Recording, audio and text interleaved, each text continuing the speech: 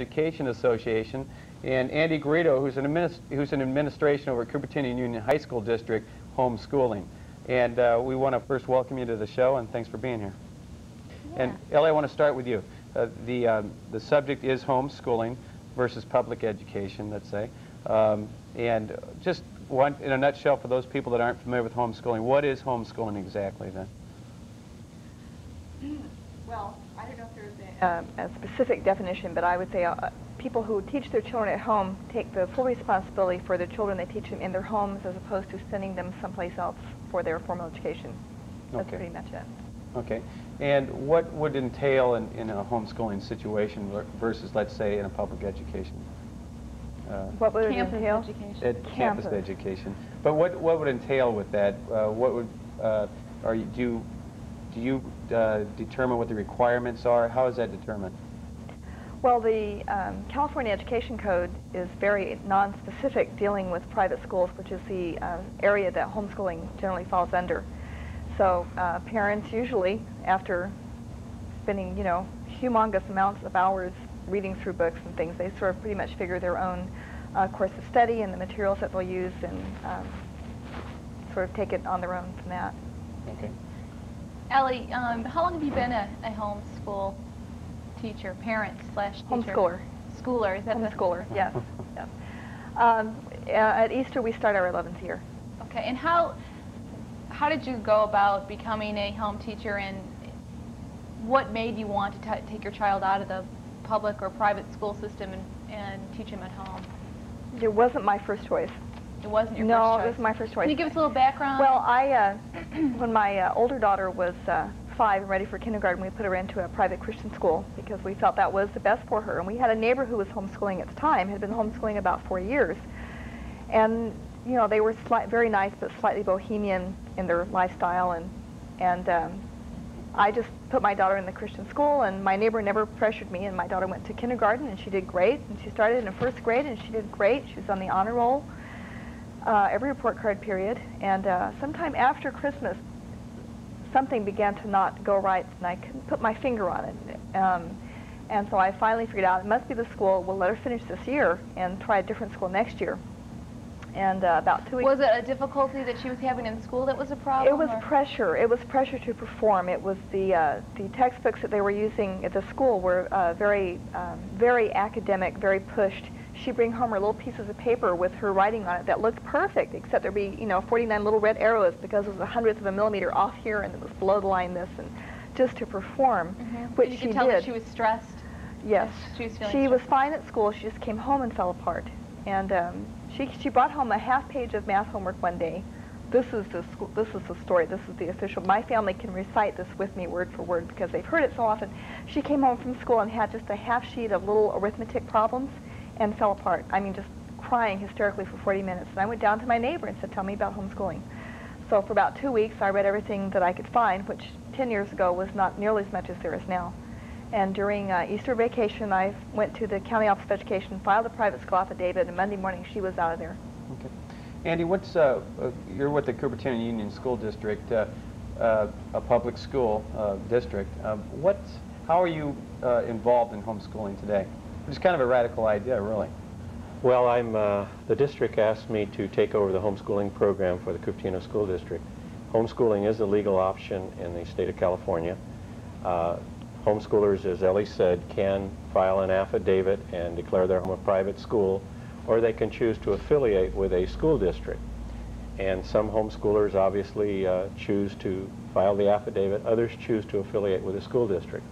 Our school district believes that children learn in a variety of ways, in a variety of places. Learning goes on constantly. Our district is also extremely committed to options. We're in the middle, as we speak, of our open enrollment period in our school district, which simply means that you can choose to enroll your child in any school in the Cupertino School District, and that's where your child will go if there's room for them at that school. And in those schools that we have are 2 alternative schools, Faria A+, which is a back-to-basics academic, and the McAuliffe School, which is more like a parent co-op. It's probably the closest thing we have to homeschooling, McAuliffe School. But our feeling is that the parent is responsible ultimately for how their child turns out and what they're offered. And our feeling is that if it's a legal option and if a parent chooses to homeschool, then we would prefer to work with those parents and children rather than to leave them out there on their own. What would the benefits be to someone like Ellie to affiliate herself with a school district rather than doing it independently on her own? Well, there are materials and facilities that are available. For instance, our homeschoolers can use our Teachers Resource Center, check out books and materials and videos and things like that. They can construct materials at our Teacher Resource Center. They can laminate materials, things like that. They also, if they want their children tested, we will test them with this SRA achievement test or our Cupertino diagnostic survey. It's an option that's available to them. There are a variety of things like that. Plus, we assign them a resource teacher, which they can use as little or as much as they really choose to. You know, if they want information on what kinds of materials do you know of that would be good in this area because they see their child as having a need there, and everyone can't know everything, so it's helpful to have someone else. Although our experience has been with homeschoolers, they do a lot of this interaction between one another. There's a great deal of communication that goes on between the homeschooling families in our program. Ellie, do you have any input as far as why you're not affiliated with the school district this time? There are some freedoms that I would prefer to not give up. As a Christian, I want to use, a lot of the textbooks I use are Christian, and by definition, enrolling in a program like this, you are in the public school system, and therefore you should not be using Christian textbooks and have that count for your time. There have been situations like that in other programs similar to this in other parts of the state, and I'm just not willing to give up that freedom. Okay. As far as the expenses, I know there could be some advantages being associated with the public school district, but you must incur all the expenses yourself on if you're homeschooling. What's that like versus maybe the public school, which your other daughter went through? Well, some homeschoolers spend an incredible amount of money on textbooks and all those kinds of things, and you know, usually as we go along, we become more efficient. So instead of buying everything in the world because it looks good, you know, we become choosier. Is that a word? And usually when we buy materials, you know, there can be used for more than one child. I don't really think that the cost has been that prohibitive for what I've done. I spent, my older daughter went to school for 1 year in 6th grade. Actually, she only went for 6 weeks, and I spent a whole lot of money that first 6 weeks in school just for gym clothes and a locker and a lot of things like that, and that was just only for 6 weeks. So I don't really feel like the cost is not that prohibitive. Mm-hmm. You must have saw some really good signs in your oldest daughter when she took her out of the private school that she was enrolled in and brought her into homeschooling. Do you kind of feel that you need to monitor that between each child, and that maybe what's good for one is not necessarily good for the next one, or to a certain extent? I really feel like children belong with their parents until they're at least 8 or 9 years old before they send them off to be in a situation where they're surrounded by lots of other children who are the same age and who have equal ignorance, and they just pull their ignorance. After they get older, you know, you can play it case by case, child by child. You think that's a good idea, too? You've got another daughter that right now you're currently at. Yeah, and even if you keep them home all the time, there are some things that might work for one child that don't work as well for another child. Right. So. Do the kids have a problem with it at all? Do they feel that they're missing out on anything in the... My older daughter does not. She's been to school, and she knows what it's like. She remembers that 6 weeks of public school in 6th grade. Do you think that was a fair enough amount of time for her to spend there to make that judgment? Oh, yes. You do? Yes, I do. And my younger daughter has never been to school. And for her, she just thinks it would be this wonderful situation. Although I have seen some things periodically where she gets to be with other children who are in school, and she can see how they are, but I've never been able to bring myself to let her go. Andy, it must be a real interesting position for you to be in. You're a principal and vice principal over at Miller Junior High School for 31 years, is that correct? That's correct. Okay. And now you're on the other side, sort of. There must be some sort of resistance from in some way or another from parents who are involved in homeschooling. You being involved in public education for as long as you can. What's it like being in the hot box a little bit, maybe? Well, initially, after 31 years of working in administration with junior high school students and running what I thought was a very fine junior high school, a very traditional, old-fashioned junior high school, it was a switch, but I pride myself on being an educator and being open-minded, and try to keep my focus on what's best for children. And I see this as another option. I don't promote homeschooling. I don't say to parents, you ought to homeschool your child, any more than I say you ought to move your child from this school to that school or whatever. But what I try to respond to is the needs of the family. And I'm very impressed with the people that I've worked with in the homeschooling movement. I see the same kind of dedication that I saw from many of our parents at Miller Junior High School, who are willing to put themselves out to make sure their children got a good education. So my feeling is that as long as homeschooling is a legal option, then we as a school district have an obligation to try to work with these families, because their children's vote's going to count just the same as the children who are in the public schools. Their contributions to our society are going to be as important as the children that are in the school. So therefore, I think they have a right to be treated properly and to have whatever benefits we can share with them. We're going to need a break for a commercial, but when we get back, maybe we can hear a little bit about what it's like being a parent plus a teacher. And before I break, I'd like to thank our sponsors today, which include California Mortgage. And if you need help with a loan or refinancing, you can call Brian Stuckey here at 559-0100. They're at the Premier Towers in Campbell. We'll be right back. I'm Tina Haynes here with Brian Stuckey, and we're talking about homeschooling today. We've got Andy Garrido, and he's the principal and on special assignment with the homes. Well, he is also principal on a special assignment, aren't you, Andy? That's correct. Okay. He's administering the homeschool program in one of the local school districts. And we have Ellie Andrew, and she's a homeschooler, and she's also associated with the Christian Home Educators Association. I have a little problems with this today. We've talked a little bit about some of the things that they run into, and we wanted to get a little bit more information and chat with Ellie about some of the difficulties that a homeschooler could expect in dealing with your child as not only a parent but a teacher.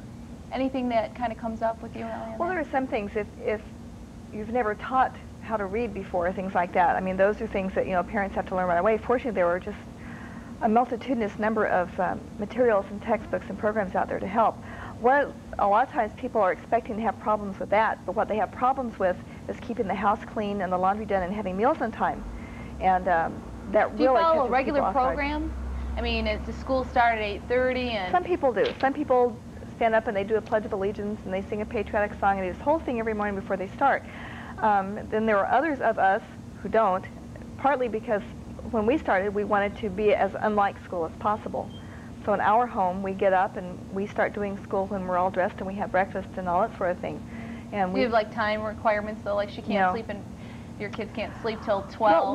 Well, they can't sleep until 12. One of the neat things about homeschooling was that letting the children sleep until they were finished resting. That was what we saw just the less than a year that my daughter was in school, was having to get the kids up and have breakfast and make their beds and get to school, and then they come, so I let my children rest. And I also don't talk to people before 8 o'clock, so, it works out really well. But 10 would be better for me. 10, though, you know, right? okay. Yeah. Yeah, and so we, they can't sleep all day, depending on what we're doing, but I don't have, then there are variations, a multitudinous number of variations in between that. So. What if they wanted to take a break from school one day during the week and said, Oh, Mom, I'm not into it today? We do that. You can do that? I can do anything I want. There's somewhat of a discipline there though, because it's just like when I was a child or children every day, they don't want to go to school, so they pretend like they're sick. Well, see, we believe that education happens 365 days out of the year. It doesn't just happen between September and June. And so if we want to take a jammy week and watch old movies and do whatever we want to do, it doesn't matter, because we might do it during the summertime. We generally don't do any academic school between Thanksgiving and New Year's.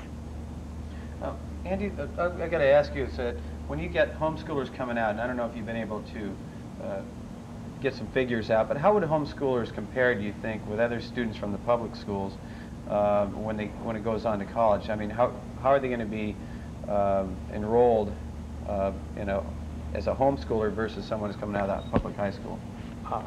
In a year and 3/4, I really don't consider myself an expert, but what I've read and what I've seen occur is that homeschoolers tend to be competitive, if that's a good word, with students who have graduated from the public school classroom. The Colfax family and Mendocino County, all the boys wound up at Harvard. Recently in our program, I just got a call from a mother whose child had just been accepted at 2 of the local parochial high schools, even though she was a homeschooler. My experience with the homeschoolers is that it's a tremendous commitment that these families make. And if you make that kind of a commitment, you probably are going to follow through on it. And again, nothing's universal, but that's been my experience, that these families are committed to providing good educational experiences for their children. And they tend to do that. And I have seen, some really quality experiences provided for these students. So what about maybe the families that haven't been as committed, and what would be the recourse if they just found that, boy, this isn't working out, or at what point would the school district get involved? Well, the school district is involved because we are obligated legally to monitor the work that the students are doing and work with the families, work with the parents. How do you monitor what's happening? Our families are required to, we meet with them monthly, either face-to-face or over the phone. They're Parent required, district conferences? That's right, and they're required to turn in samples of the students' work, and we talk with them about what they've done with the student during that month. These are legal requirements, and we have to file this information. Do you talk to the students as well? Yes, we do. And you ask them if they're happy with what's happening? Or? Well, I don't know that I would ever ask a student in a public classroom or in a homeschooling situation if they were happy, because the union rules for students is that you're never allowed to say that. But I do talk to the students and ask them how things are going. Yes, how things are going, and we same thing with the parents, and we ask them, what can we do to help? Are there anything that you need? The question that Brian asked about, what if it's not working? I have families that we've worked with who have said, I had this idea, I thought it would work, but I just don't feel like it's working, and so they turn around and put the students back in school. I've had other families where maybe were working with 2 students at home, and one it wasn't working with, and the other was being extremely successful, so they put one student back in a classroom and continue to homeschool the other. That gets kind of back to what we were talking about, Ellie, like kind of taking the approach of individual with your children at home, choosing whether you're going to have one go or both stay home or whatever. I think it's up to the family to determine whether or not the experiences that they can provide for their children are the experiences they think they need to be successful, to have a good life. I don't know if we touched on this, and if I wasn't listening or what, but what is it like for you as a parent, homeschooling your child with the other responsibilities that you have for your own life during the course of the day, making sure that your child is mature enough to be accountable for what you set before them? What is that like on a daily basis? Because then you also have to kick in, as Tina mentioned before, as a parent. You have to also be your parent as well. But what's that like on a daily basis for you, Ellie? Well, I've tried to not draw a big distinction between the two, because I feel like what I'm doing with my children, teaching them to read and write and do arithmetic, is only part of their education. I'm also teaching them to have social skills and to be mature and all this. How do you teach them social skills at home? I know that we talked before the show that that's the first question that most people think, that your children are going to be socially retarded if they're I don't know if home. you've ever stood on a playground at a school and watched those kids. They are not the kind of socially adapted children that I want mine around. My children are not around with children all the time who can be rude and obnoxious and punch them out of the playground. My children are with, of course there's only 2 of them, but they are with people who are not the same age as they are, so they have to learn to adjust their, whatever they're doing, up or down depending on the age. They are with other children on a a controlled basis. In other words, you know, there have been classes and things like that. Most of them are things like where there was a variety of ages. They were in 4-H. 4-H is all ages doing things together. And so they're usually, when they're with groups, they are with a lot of adult supervision, and so that the adults can be there to help children. I mean, if you want your children to learn table manners, you don't put them at a table with a bunch of other kids who also don't know table manners and give them a fork and a plate and say, here, learn table manners. You teach them at home first. Then you let them go out, and that's what we do at home. I mean, what type of activities do you have your children involved with? Well, my younger daughter has done Scottish Highland dancing for about 8 years. My older daughter did it for about 1.5 years, but she's not awfully athletic, and that wasn't. We did marching band in San Diego, and then up here, my older daughter was in the Spirit of Sunnyvale Marching Youth Band for 1 year. And we did 4-H for about 5 years. We did campfire for about 5 years. And then the activities and things at church, and support group activities, field trips with other homeschoolers, park days, in our spare time. Well, I want to get back to my original question. Your original question. We'll let you. No, what's it like for you on a daily basis with all the other responsibilities that you have? What's a typical day like for you? Well, we get up.